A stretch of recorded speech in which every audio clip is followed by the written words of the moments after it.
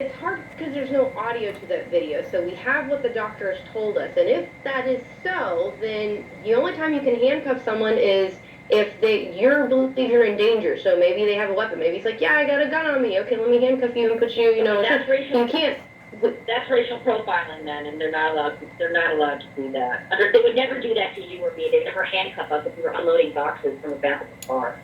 Inexcusable. Right. That's what I'm saying. There has to be a reason. Like my safety is at risk. Forget, Well, he put skin color, class, whatever. The officer put the doctor's health at risk. Vinny, before we came on, I was listening to your show, and you had law enforcement on talking about how other people approaching strangers and talking on them, or even just approached him in an assault. I would argue that what the officer did under those circumstances was completely unnecessary and amounts to an assault of many different kinds. Horrifying. Let's get to the next comment, Pauletta, tonight. In my opinion, it's obvious to me nothing is being dumped, but neatly stacked in the rear of the van. If the officer had taken the time to investigate, maybe this wouldn't have happened. I applaud the doctor for taking the risk to help those who are homeless. No good deed goes unpunished. Appears to be totally unnecessary. Just my opinion. Noah, what do you think's the real story here? The real story, Vinny, is I respect police officers. I have a lot of friends who are police officers. I support my local police department.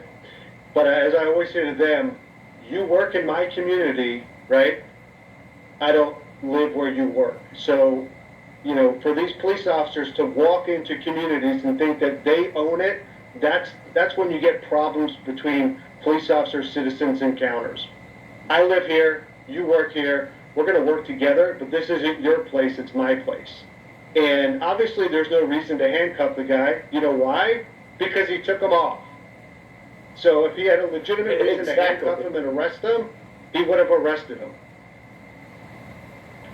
Stephen writing tonight, from what I understand, police generally will use handcuffs when they have probable cause to arrest an individual or for their safety.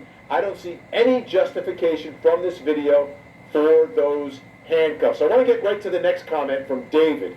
David writes, probable cause? Who trained this guy? Someone should arrest the officer for not wearing a mask and gloves.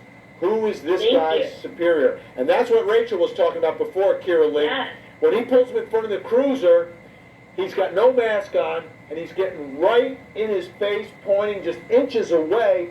The doctor said in his interview, again, this is the doctor's version, said he could feel the droplets from the officer landing on him at that moment. I mean, and this is a doctor who's trying to save lives, Carolyn. Yeah, no, and I think he may have, Rachel, you went real far with that assault thing. I don't know about that, but definitely like a civil investigation, charges against that. Be like, hey, you put my health at risk, man. Like, not only did you put me in handcuffs and embarrass me and didn't even ask me what was going on, right, legitimately, and wait for my wife to come out with my ID or whatever, or me to go inside and get it, like, you also coughed on me, spit on me, etc. I think that is more on the civil realm of things. But I don't know, Rachel, maybe prosecutor would be like, yeah, that's assault. Yeah, we shall see. There's going to be an internal investigation of this one. Go ahead, Rachel. No, just saying, the police officers are saying that other people, that regular citizens who are coughing or getting too close to other people could be committing assaults. And I'm saying it should be no different with police officers right now. Unless they're responding to an emergency, they don't need to be enforcing littering rules on the street by approaching people during a pandemic. Period. Or handcuffing. Yeah. And if you are, you can do that investigation from a bit of a distance. Great job tonight, Rachel Kaufman, Noah Pines, Carolyn Abernathy. Always great to have you on the show. Thanks so much. Please come back and please stay safe. All right.